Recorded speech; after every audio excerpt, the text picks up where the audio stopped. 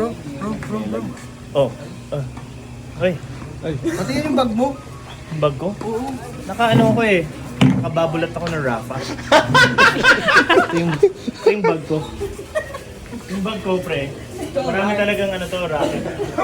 Kasi pang pro yung laruan natin eh. Ano laman ang bag mo? Natin mo yung bag mo. So, hi guys. Welcome to our bank raid. Rocket. V9. 50 main. 47 cross. Wet super grab. Yonex. Damit. Damit. Puro damit kasi alam mo pag nagka-tennis, palagi pinagpapawisan. So kailangan magpalit ng magpalit. Siyempre pagka medyo maganda yung court, tsaka medyo diinan yung mga kalaban natin sa pananamit. Kailangan diinan din tayo sa Latox. Merong lalagyan ng bag, ng wet clothes. Bigay ng manager ko. Ganda. Pagka bad days tayo, kailangan natin ng power up.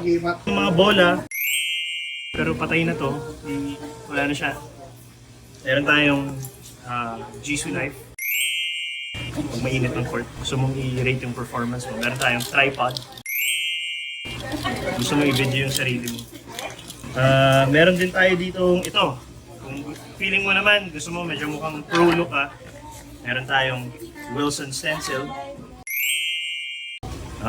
Pati meron tayong, ayun, nandito yung marker somewhere. Ikaw yung official coach niya. Meron, si Justin Villaluz. Ano pa yun? Bata. Pagito. Dito meron tayong, syempre naglalaro tayo sa tournament, so minsan player tayo. Shout out to MTE. Meron tayong mga overgrip.